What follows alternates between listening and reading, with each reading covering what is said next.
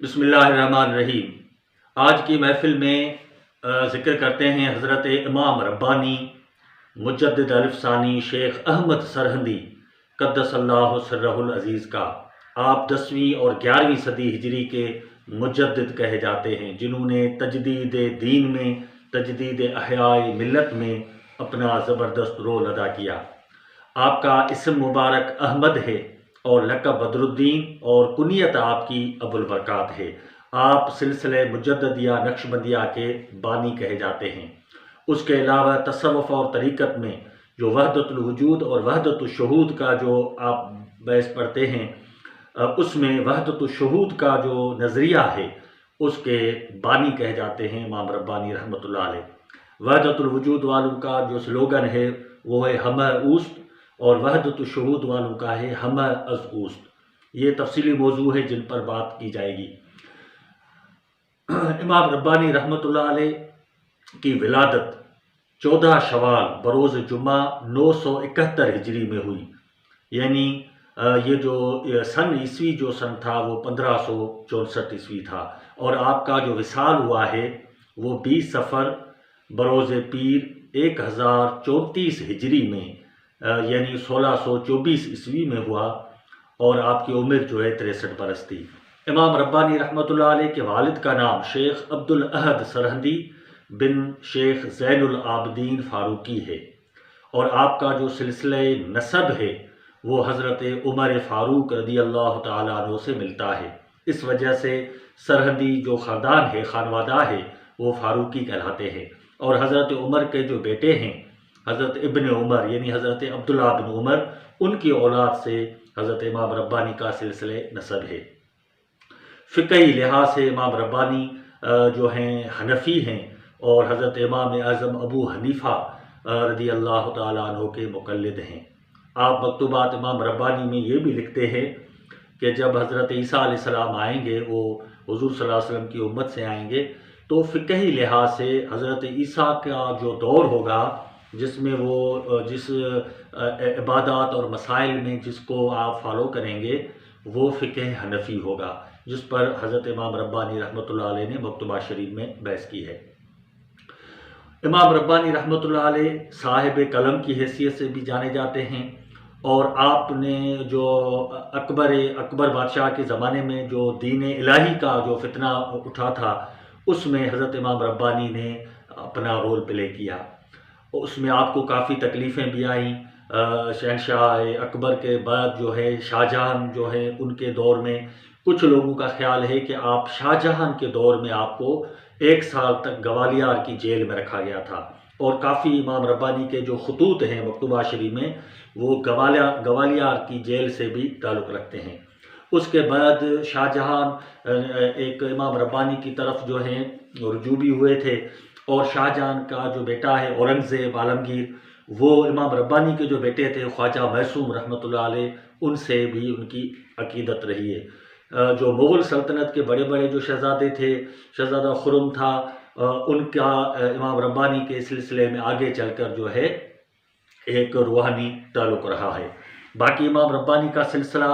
ज़्यादातर अफ़गानिस्तान में मावरा नहर जिसे हम कहते हैं, काबुल, कंधार, हेरात में, और हमारे बड़े सगीर पाक व हिंद में बहुत तेज़ी से फैला, और उसने अपना असर छोड़ा। इमाम रब्बानी रहमतुल्लाह अलैह की जो तसनीफ़ात हैं उनमें जो सबसे सरे फ़हरिस्त जिसका हम ज़िक्र करें वो मकतूबात इमाम रब्बानी है। मकतूबात इमाम रब्बानी के 3 दफ्तर हैं, और उन 3 दफ्तरों में जो पहला दफ्तर है वो दुर्रुल मार्फत के नाम से है, जिसमें 313 खतूत हैं, और इसमें 20 पहले वो खतूत वो हैं जो आपने अपने मुर्शिद जिससे आपने बैयत की नक्शबंदी सिलसिले में ख्वाजा बाकी बिल्ला रहमतुल्लाह ताला अलैह, उनकी तरफ आपने लिखे हैं। और ये जो पहला दफ्तर है 3 दफ्तरों में से दुर्रुल मार्फत, इसको मुरतब किया ख्वाजा यार मोहम्मद चिश्ती ने बदख्शी तालकानी रहमतुल्लाह अलैह ने। उसके बाद जो दूसरा जो दफ्तर है उसका नाम है दारुल खलाइक, इसको ख्वाजा मैसूम सरहदी रहमतुल्लाह अलैह ने मुरतब किया। کہ خواجہ معصوم سرہندی جو امام ربانی کے بیٹے ہیں، ان کے حکم پر خواجہ عبدالحی نے ترتیب دیا، اور یہ جو دوسرا دفتر ہے اس میں 99 مکتوب ہیں، خطوط ہیں۔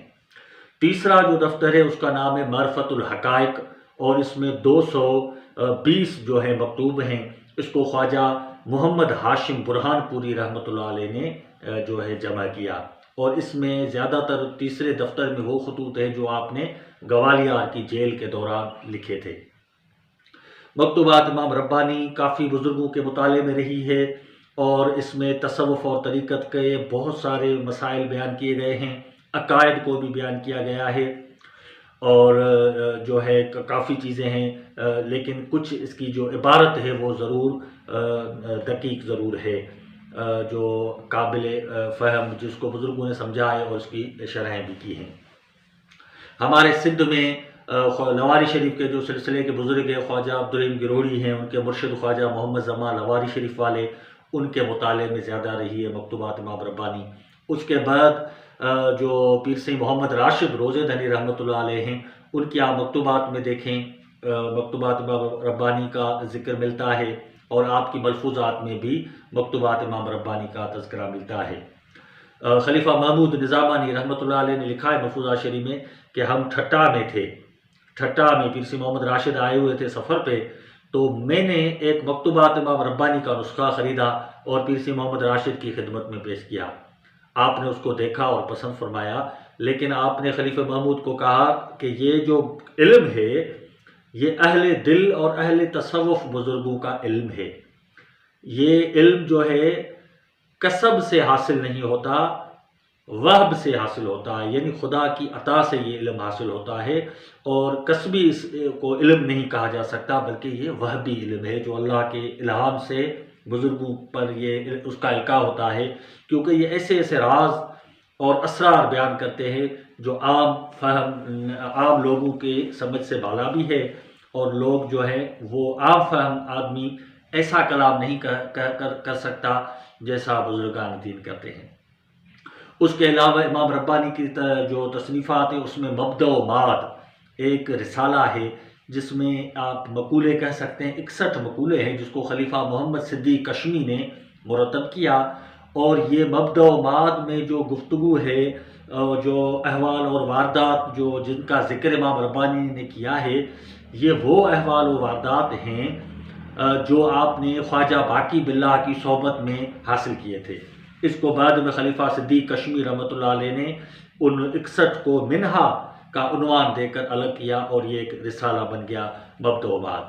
اس کے علاوہ آپ نے اثبات النبوت کے نام سے ایک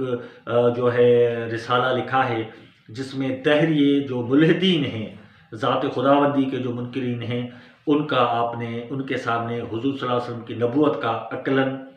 اور عقلی اور نقلی دلیلوں سے اس کا اثبات کیا ہے۔ رد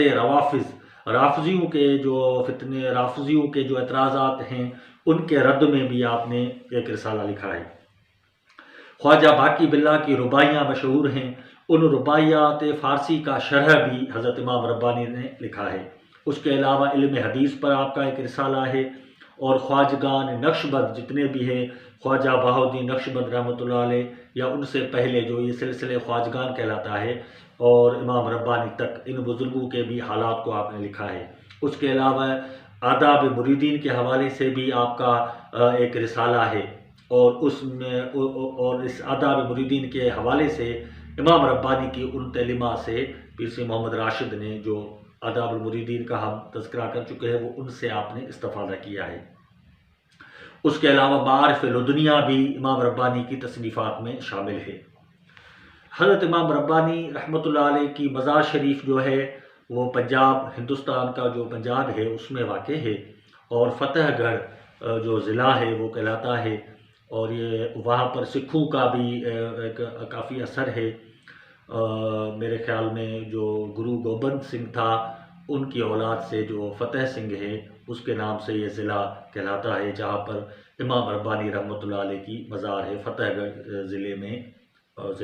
اور یہ پنجاب پورا صوبہ ہے، جس میں جالندھر بھی آ جاتا ہے، پٹیالہ بھی آ جاتا ہے، اور یہ سارے علاقے اسی میں ہیں۔ امام ربانی کا جو سلسلہ ہے وہ ہندوستان میں بھی بہت زیادہ ہے، سرہندی سلسلہ، مجددی سلسلہ، اور افغانستان میں کابل، قندھار، ہرات میں بھی آج تک اس کا اثر ہے۔ اور کیونکہ امام ربانی کے جو جد امجد میں جو بزرگ کا نام آتا ہے فروخ شاہ کابلی رحمۃ اللہ علیہ، فروخ شاہ کابلی، وہ اصل جو بزرگ ہے امام حضرت عمر فاروق کے اولاد سے، پھر فروخ شاہ کابلی کی اولاد سے یہ سلسلہ آگے پھیلتا ہے جو امام ربانی رحمۃ اللہ علیہ اور ان کے والد خواجہ عبدالاحد سرہندی رحمۃ اللہ علیہ تک پہنچتا ہے۔ ہمارے سندھ میں جو نقشبندی سلسلہ ہے وہ بھی امام ربانی کے توسط سے پہنچا ہے، اور نقشبندی سلسلے کے جو پہلے بزرگ ہیں سندھ میں وہ ہیں خواجہ مخدوم آدم صدیقی ٹھٹوی رحمۃ اللہ علیہ۔ مخدوم آدم ٹھٹوی رحمۃ اللہ علیہ مشہور بزرگ ہیں۔ کہتے ہیں کہ وہ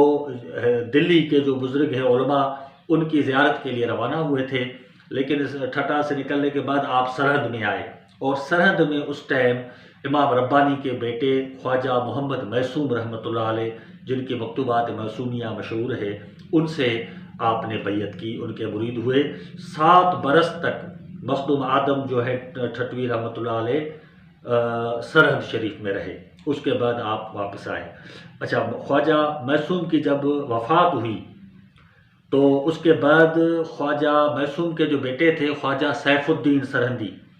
پھر مخدوم آدم وہاں گئے ہیں اور ان سے تجدید بیعت کی ہے آپ نے اپنے مرشد خواجہ معصوم کے وصال کے بعد ان کے بیٹے خواجہ سیف الدین سے۔ اچھا، خواجہ معصوم کی جو مکتوبات ہیں، مکتوبات معصومیہ، وہ چھپی ہوئی ہے، فارسی میں بھی ہے، ترجمے بھی ملتے ہیں۔ اس میں 4 خطوط ہے ٹھٹے کے مخدوم آدم نقشبندی رحمۃ اللہ علیہ کے، جو آپ نے خواجہ معصوم کی طرف لکھے، اور وہ 4 خطوط جو ہے مکتوبات معصومیہ میں شامل ہیں۔ اس کے بعد یہ جو سلسلہ ہے مخدوم آدم کے بعد خواجہ ابو المساکین ابو القاسم ٹھٹوی رحمۃ اللہ علیہ، پھر یہ لواری شریف مخدوم عبدالرحیم گروڑی رحمۃ اللہ علیہ، یہ نقشبندی سلسلہ آگے یہاں سے پھیلتا ہے۔ ہمارے جو شیخ ہیں سید محمد راشد روزے دانی رحمۃ اللہ علیہ، ان کے جو والد ہیں سید محمد بقا شاہ، وہ بھی نقشبندی طریقے میں سلسلے میں امام ربانی سے نسبت رکھتے ہیں۔ وہ مرید تھے خواجہ مخدوم محمد اسماعیل بریلوی کے، پھر خواجہ جمال اللہ سندھی ہے، حاجی ایوب نقشبندی، پھر شیخ سعدی لاہوری، پھر حضرت شیخ آدم بنوری جو خلیفہ تھے امام ربانی کے، ان سے یہ سلسلہ امام ربانی رحمۃ اللہ علیہ تک پہنچتا ہے۔ اس کے علاوہ جو امام ربانی کی اولاد ہے، وہ امام ربانی کی جو اولاد ہے وہ سرہندی کہلاتی ہے، اور سندھ میں امام ربانی رحمۃ اللہ علیہ کی اولاد جو ہے مختلف خطوں میں جو ہے وہ پھیلی ہوئی ہے۔ ان میں زیادہ تر آپ کی اولاد ضلع جو سندھ کا ٹڈو محمد خان ہے، وہاں پر ٹکھر، وہاں پر سرحدی بزرگ ہیں، اور وہاں سے آگے ٹڈو سائنداب، جہاں پر سرحدی بزرگوں کی جو ہے خانقاہ ہے، اور اس سلسلے میں خواجہ محمد حسن جان سرحدی بہت بڑے بزرگ تھے، جن کی بہت ساری تصانیف ہیں، انیس المریدین ہے، انصاب الانجاب ہے، اور عقائد الصحیحہ فی تردید الوہابیہ، یہ بھی ان کی تصنیف ہے۔ اس کی ایک ایڈیشن ترکی سے بھی شائع ہو چکی ہے، اور بہت ساری کتابیں ہیں۔ اس کے بعد شاہ آغا سرہندی رحمۃ اللہ علیہ بھی ہیں، جو امام ربانی کی اولاد سے ہیں۔ مٹیاری میں بزرگ ہیں پیر عبدالحلیم جان سرہندی، ان کی اولادیں ہیں خواجہ غلام رسول سرہندی رحمۃ اللہ علیہ، ابھی پیر غلام مجدد سرہندی جو موجود ہیں، ان کا جو یہ سلسلہ ہے وہ بھی امام ربانی سے ملتا ہے۔ سامارو کے قریب جو مشہور خانقاہ ہے پیر خواجہ محمد عرف ابراہیم جان سرہندی رحمۃ اللہ علیہ، اس کو ہم نے بھی اس کی زیارت کی تھی، دیکھا تھا، بڑے اہل دل اور اہل تصوف بزرگ تھے، ایک روحانی شخصیت تھی۔ وہ بھی امام ربانی کی اولاد سے 14ویں پشت میں پیر ابراہیم جان سرہندی رحمۃ اللہ علیہ گلزار خلیل والے، وہ امام ربانی کی اولاد سے ہیں، اور کافی آپ نے پیر ابراہیم جان سرہندی رحمۃ اللہ علیہ نے کام کیا، طریقت کا، تصوف کا، اور عقیدے اہل سنت و جماعت کے حوالے سے بھی بہت بڑا ان کا کام ہے۔ ان کے مزار جو ہے وہ گنجو ٹکر میں ہے، لیکن ان کا جو سلسلہ ہے وہ گلزار خلیل میں ہے۔ ابھی جو ان کے سجادہ نشین ہیں جناب پیر محمد ایوب جان سرہندی مدظ اللہ علی، وہ اس سلسلے کو چلا رہے ہیں۔ اس کے علاوہ شکارپور میں بھی بزرگ ہیں، وہ خواجہ غلام محی الدین سرہندی رحمۃ اللہ علیہ، ان کی بھی اولاد کا سلسلہ ہے۔ پیر سی محمد راشد کے جو خلیفہ ہے محمود فقیر رضا بانی رحمۃ اللہ علیہ، اس نے کتاب لکھی ہے گلشن اولیاء، وہ انشاءاللہ ہم پبلش کروا رہے ہیں۔ اس میں بہت سارے نقل جو ہے خواجہ سندھ کے جو اولیاء کے حوالے سے لکھا ہے خلیفہ محمود نے، اس میں غلام محی الدین سرہندی رحمۃ اللہ علیہ کے بھی جو ہے واقعات شامل ہے۔ اس کے علاوہ جو ہے کافی اس سلسلے میں دوسرے بھی بزرگ گزرے ہیں، سرہندی ماتلی میں بھی ہیں، ایک بڑے مجاہد پاکستان تھے، تحریک پاکستان کے مجاہد تھے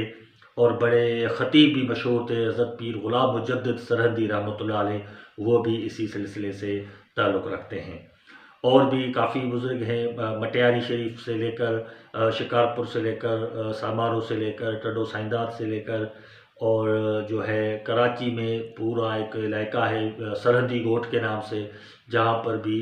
سرہندی بزرگوں کی خانقاہیں ہیں، اور یہ ہر ایک کا جو سلسلہ کام چل رہا ہے۔ ہماری دعا ہے کہ اللہ تعالیٰ حضرت امام ربانی رحمۃ اللہ علیہ کا جو سلسلہ ہے اس کو زیادہ ترویج کی توفیق دے، جو ہمارے بزرگان کام کر رہے ہیں۔ اور امام ربانی جو ہیں محدث بھی تھے، فقیہ بھی تھے، آپ کے اولاد میں 3 بیٹیاں تھیں اور 7 بیٹے تھے۔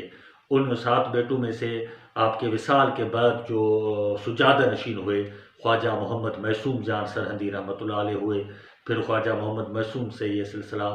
آگے بڑھتا ہے، اور زیادہ تر جو سرہندی بزرگ ہیں وہ خواجہ معصوم رحمۃ اللہ علیہ کی اولاد سے ہیں۔ اللہ تعالیٰ امام ربانی رحمۃ اللہ علیہ کی مزار شریف پر کروڑوں رحمتیں نازل فرمائے اور ان کے اس سلسلے عالیہ کو جاری اور ساری فرمائے۔ وما علینا الا البلاغ المبین۔